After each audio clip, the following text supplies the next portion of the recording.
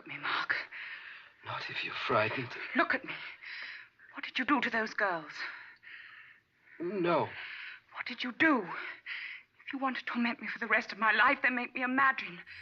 Guys, welcome to a classic film review of 1960s Peeping Tom, starring Karl Böhm, Massey, Moira Shearer, and this was directed by Michael Powell, and it's a psychological thriller, a story of a shy young man who works as a photographer, but also in his spare time murders women, doing so using a movie camera and a mirror kind of gizmo to film them and let them see themselves as they die.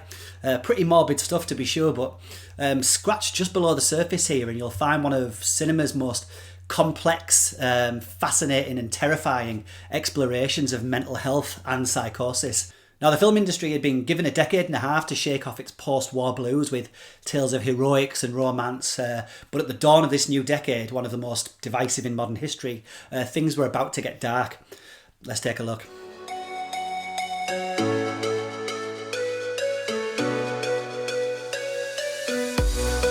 So Peeping Tom was labelled by censors of the time as depicting violence and lurid sexual content. And honestly, watching it now, you'd think they'd probably labelled the wrong film, because I can name half a dozen films released probably just this year, and probably a handful of TV shows that blow this out of the water in terms of shock value. But that's one of the things that personally fascinates me about films, trying to imagine myself in the mindset of a cinema goer in the May of 1960. Do you go see gritty police drama Hell is a City that weekend? Or the jolly frolics of The League of Gentlemen? Or do you take your date to that movie where an introverted victim of a bizarre child abuse grows up to be a serial killer whose only emotional attachment is to a camera? Think Cronenberg's Crash here, crossed with Psycho, sprinkled with a bit of Silence of the Lambs. Now, here we have a never better Karl Böhm playing Mark Lewis, a focus puller working on film sets, who is also a photographer who takes snaps of half-naked women that are sold from under the counter in his local newsagent. But his third job, of course, is stabbing women to death with the sharp leg of his camera tripod as they watch themselves perish. Now, like a kind of crazy fusion of Peter Lorre from M and Anthony Hopkins, Boehm here is an ultra-introverted public guy, but comes alive once he's behind a camera and trembles with sexual repression when he's moving in for the kill. Now, if this does all sound like an entry in the Hannibal Lecter saga, it's absolutely not, as it's about 99% bloodless. The kill's limited to a scream, a dark screen, or a quick cutaway. Take it away. Take it away.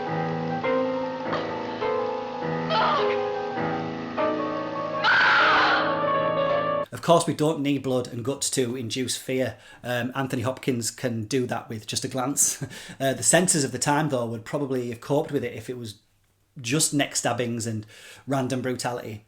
But Peeping Tom does something else, something that was more alien to audiences of the time. And remember, only a few months after this film was released, Alfred Hitchcock would alter the course of horror movie history with a low-budget black and white trip to the Bates Motel. Now, what director Powell and writer Leo Marks would delve into here created the backbone of almost every serial killer story for the next 65 years. Saying goodbye. My mother. Photograph there. Yes. Now, Peeping Tom's voyeuristic killer isn't a dribbling lunatic. He's not suffering from some derangement per se, but it's suggested is a product of a childhood fraught with abuse. You see, young Mark's father was himself a professor studying the effects of fear and emotional abuse, but using his own son as the guinea pig. Now, the movie cleverly dumps exposition on us as Mark gets his inquisitive neighbour to watch some of his films, much to her horror. Her innocence and the fact that she seems to grow quickly attached to Mark will make you worry for her safety, but luckily she has a protective mother played by Maxine Audley, who is fantastic here. She's suspicious about Mark as she becomes concerned for her daughter's well-being. Despite being blind, she senses something very wrong with the guy upstairs and his relationship with her daughter. Instinct's a wonderful thing, isn't it, Mark? A pity it can't be photographed. Now, Massey here is excellent as the mousy but quite innocent Helen.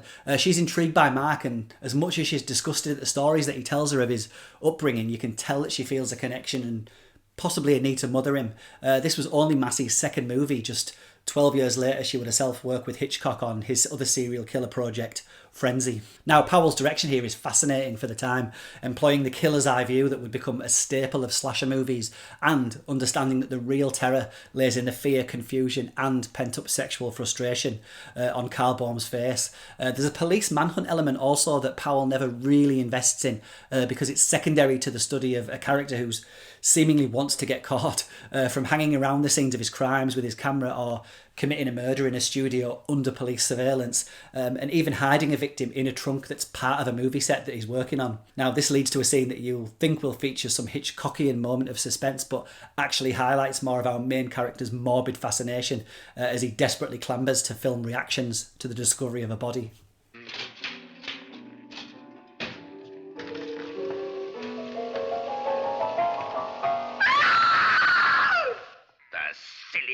She's fainted in the wrong scene. Now, unlike Hitchcock, who was hailed as a master of his craft, Michael Powell and his work was subjected to a critical backlash that essentially ended the director's career in the UK.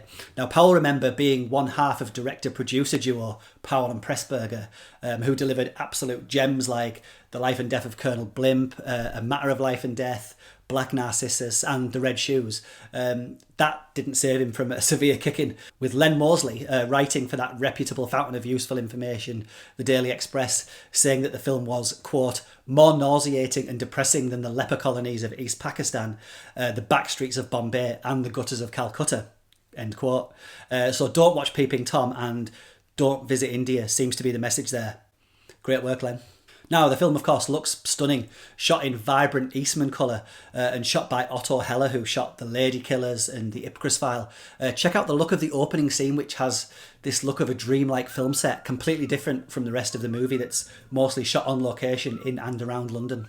So, rising from a critical beating, Peeping Tom began to gain a cult foothold, which was helped by the fact that it only lasted a few days on general release before being pulled by its distributors, making it a forbidden fruit akin to A Clockwork Orange and many of the video nasties. It would eventually find its rightful place as an important piece of cinema history, championed by the likes of Martin Scorsese. Now, I don't rate it as the masterwork that some do, but it's an excellent film, and like I said, I'm fascinated by its cultural impact. Of course, modern audiences may find the pacing here slow and a bit too deliberate. Peeping Tom emphasises psychology over action or explosive violence, key elements the slasher genre would be built upon, but they needed Robert Powell and Peeping Tom to provide the foundations. Go check it out. Won't you try to explain? Better go. I like to understand what I'm shown. What was your father trying to do to you, photographing you at night?